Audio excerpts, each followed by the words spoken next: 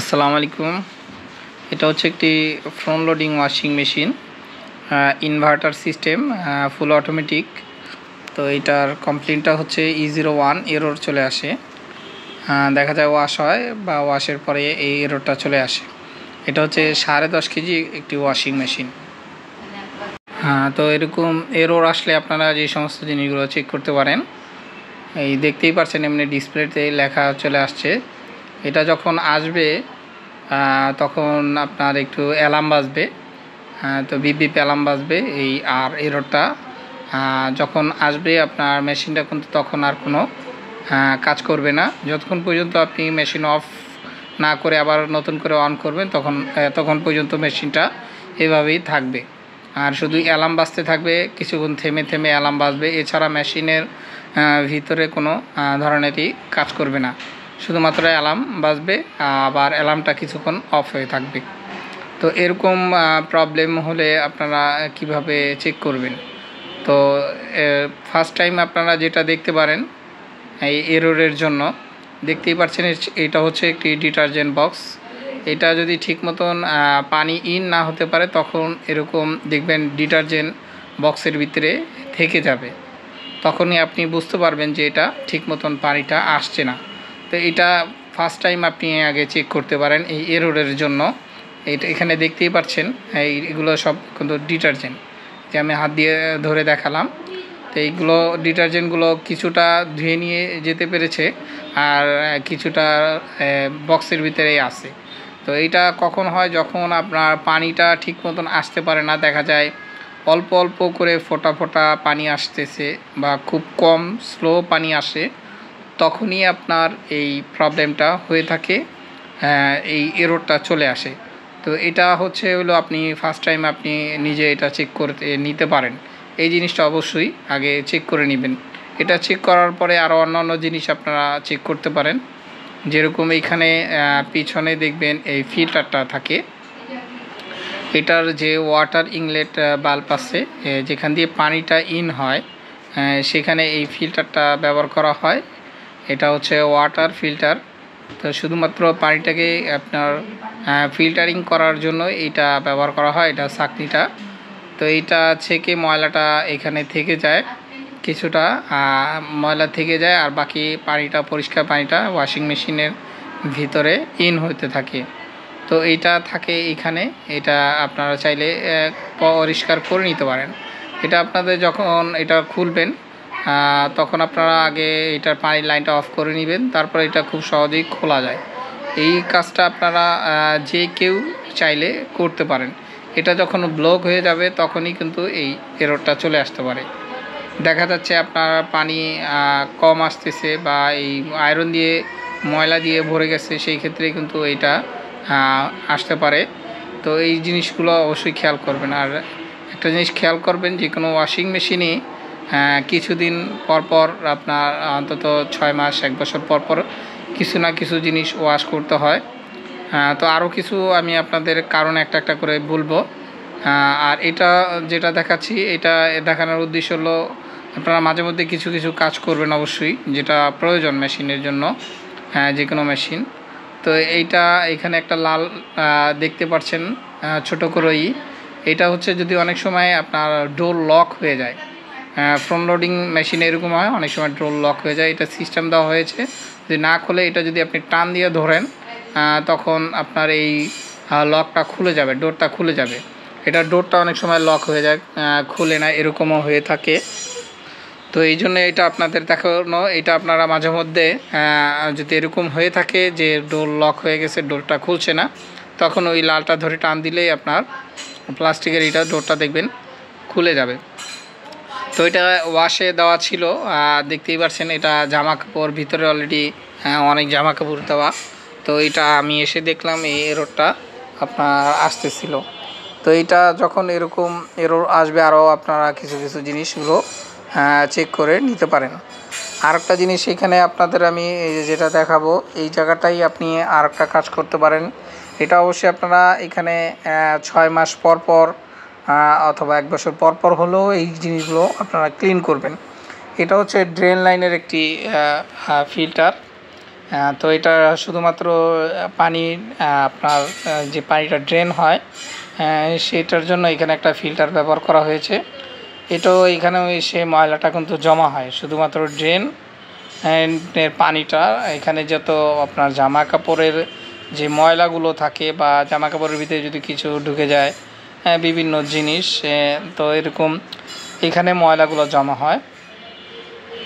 তো এইটা আপনারা যে কেউ চাইলেই এই জিনিসটা করে নিতে পারেন। তো এইটা আপনারা পরিষ্কার করে নিতে পারেন।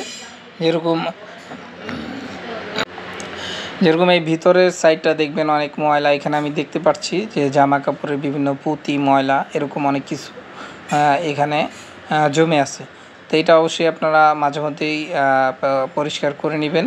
এই জিনিসটা অবশ্যই খেয়াল রাখবেন। এটা আপনারা ফিল্টারটা যখন পানিটা ইন হবে ওইটা অবশ্যই পরিষ্কার করবেন, এবং পানিটা ড্রেন হওয়ার যে ফিল্টারটা তো এইটাও পরিষ্কার করে নেবেন।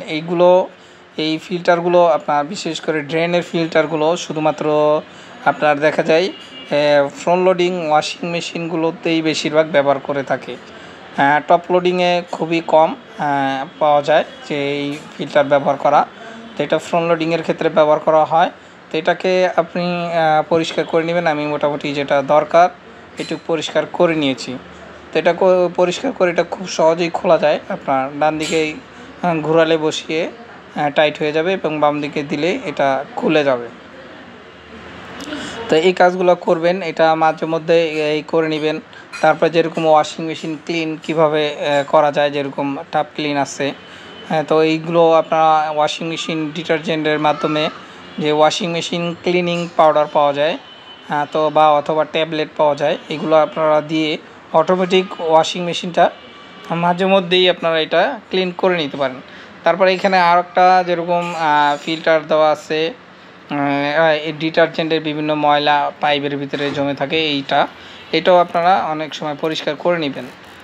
তো এটা দেখবেন যে এখানে এটাই সবার আগে করতে হয়। তো আমি ওইটা আগে করেছি।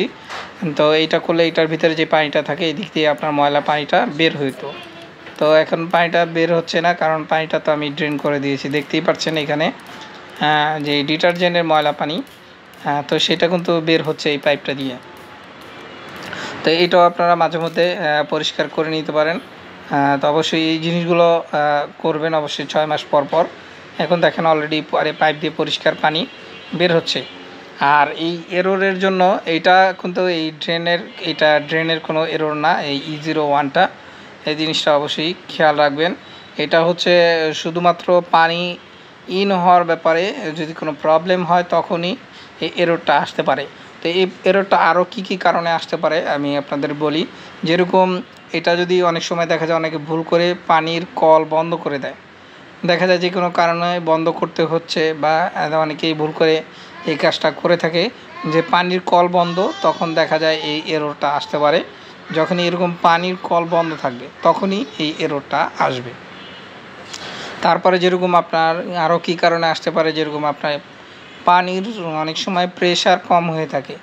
তো পানির প্রেশার যখন খুবই স্লো প্রেশার হবে তখনই দেখা যাচ্ছে পানিটা আপনার লাইনে পানি আসে বা মোটা করে পানি আসতেছে, কিন্তু পানির টোটালি কোনো প্রেশার নাই, খুবই কম প্রেশার। তো তখনই এরকম এই E01 এররটা আসবে।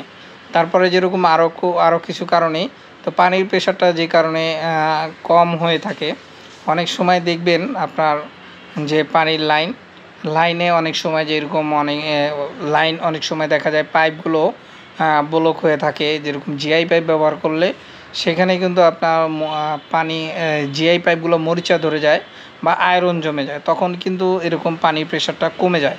তো এরকম অনেক পাওয়া যায়। তো এই কারণেও হয়ে থাকে। আবার অনেকের দেখা যাচ্ছে বাসাবাড়ি যদি দেখা যায় অনেকের টপ ফ্লোরে হয়ে থাকে, সেক্ষেত্রেও আপনার পানি কিন্তু প্রেশার কম হয়, বা অথবা আপনার দেখা যায় 3 শেড বাড়িতেও দেখা যায় পানির প্রেশারটা কম হয়ে থাকে। তো এরকম হয়ে থাকে। তারপরে যেরকম আপনার 3 শেড বাসা ছাড়াও অনেকের পানির ভিতরে অনেক পরিমাণ আয়রন থাকে, তো সেই ক্ষেত্রেও কিন্তু আপনার এরকম সমস্যা হতে পারে। তো এই জিনিসগুলো খেয়াল রাখবেন। আর ড্রেনের ব্যাপারটা যেটা বললাম, ড্রেনটা অবশ্যই যখন আপনারা এই সমস্ত জিনিসগুলো ফিল্টারগুলো পরিষ্কার করবেন। তখন ড্রেন লাইনগুলো আবার চেক করে নেবেন পানিটা ঠিক মতন ড্রেন হচ্ছে কি না। কারণ অনেক সময় পানি ড্রেন না হলে আরও অন্য এরর আসতে পারে, সমস্যা হইতে পারে। ফিল্টার যেরকম ড্রেন লাইনের ফিল্টার ব্লক হলে বা আর একটা অন্য এরর আসতে পারে। এরকম এক একটা প্রবলেমের জন্য এক একটা অনেক সময় এরর চলে আসে। তো আরও একটা কারণ আছে যে E01 এরর আসার, যেরকম এই ড্রেন লাইনের যে পাইপটা দেখছেন, এই পাইপটার সিস্টেমটা হচ্ছে আপনার ড্রেন লাইনটা হচ্ছে উপরের দিকে হয়ে তারপরে ড্রেন হবে। ড্রেন পাইপটা অবশ্যই অন্তত 1 ফিট উপরে থাকতে হবে। যদি দেখা যায় ড্রেন লাইনটা এরকম আমি যেখানে নিচে ধরে রাখছি, তো এরকম যদি নিচের দিকে থাকে, এটা ড্রেন লাইনটার সিস্টেমটা উপরের দিকে উঠে তারপরে নিচের দিকে আসতে হবে। তো এরকম যদি নিচের দিকে থাকে তখন দেখা যায় পানি একদিক থেকে ইন হবে, আরেক দিক থেকে পানিটা ড্রেন হয়ে যাবে, তখনও এই এররটা চলে আসতে পারে। যেরকম আপনার এইটার সিস্টেমটা হচ্ছে পাইপটা অবশ্যই, এটা অনেকেই ভুল করে এই পাইপটা অনেক সময় দেখা যায় নিচের দিকে দিয়ে দেয়। তখন দিয়ে নতুন মেশিন দেখা যাচ্ছে আপনার এই পাইপটা নিচের দিকে দেওয়া, তো আপনি নিচের দিকে যে দিলে যেটা হয় পানিটা দেখা যাচ্ছে আপনার একদিক থেকে ইন হচ্ছে, আরেক দিক থেকে ড্রেন হয়ে যাচ্ছে। এই জিনিসটা অবশ্যই আপনারা খেয়াল করবেন, এই কারণে এই E01টা আসতে পারে। মোট কথা, যখনই আপনার পানিটা মেশিনে ধরে রাখতে না পারবে, পানিটা ড্রেন যদি পানি ইন হওয়ার সাথে সাথেই ড্রেন হয়ে যায়, তখনই এরকম E01টা আসতে পারে। অথবা আপনার ওয়াটার ইনলেট বাল্বও খারাপ থাকলে এরকম হতে পারে। এই জিনিসগুলো অবশ্যই খেয়াল করবেন। যখনই দেখবেন পানি ইন হচ্ছে না, তখনই এই এররটা আসার সম্ভাবনা আছে। তারপর আরও যে কারণে হয়ে থাকে, অনেক সময় দেখা যায় আপনি ওয়াশে দিয়েছেন, তো আপনার ট্যাঙ্কিতে পানি নেই। তো এরকম সময় দেখা যাচ্ছে আপনার এই এররটা চলে আসতে পারে। এররটা কিন্তু সাথে সাথেই চলে আসে না, এটা দেখা যায় যখন দেখা যায় অনেকক্ষণ এরকম পানি পাচ্ছে না, তখনই এই E01টা চলে আসে। তো এরকমও হয়ে থাকে, দেখা যায় ওয়াশে দিয়েছেন বা ট্যাঙ্কিতে একবার ওয়াশ হওয়ার পরে দ্বিতীয়বারে দেখা যাচ্ছে ট্যাঙ্কিতে পানি নেই। তো পানি না থাকার ফলে দেখা যাচ্ছে আপনার এই এররটা চলে আসতে পারে। তো এরকম বিভিন্ন কারণে এরর চলে আসে। তো পানি যখন দেখবেন যে পানি ইন হতে পারছে না, বেশিরভাগই যেটা হয়ে থাকে, তখনই আপনি এই এররটা আসবে। অথবা আপনার পানি ইন হওয়ার সাথে সাথে ড্রেন হয়ে যাচ্ছে। তো এই জিনিসগুলো অবশ্যই আপনারা খেয়াল করবেন। আশা করি আপনারা আমার এই কথাগুলো খুব সহজেই বুঝতে পেরেছেন। তো তারপরেও কিছু যদি আপনাদের জানার থাকে অবশ্যই কমেন্ট করে জানাতে পারেন। আসসালামু আলাইকুম।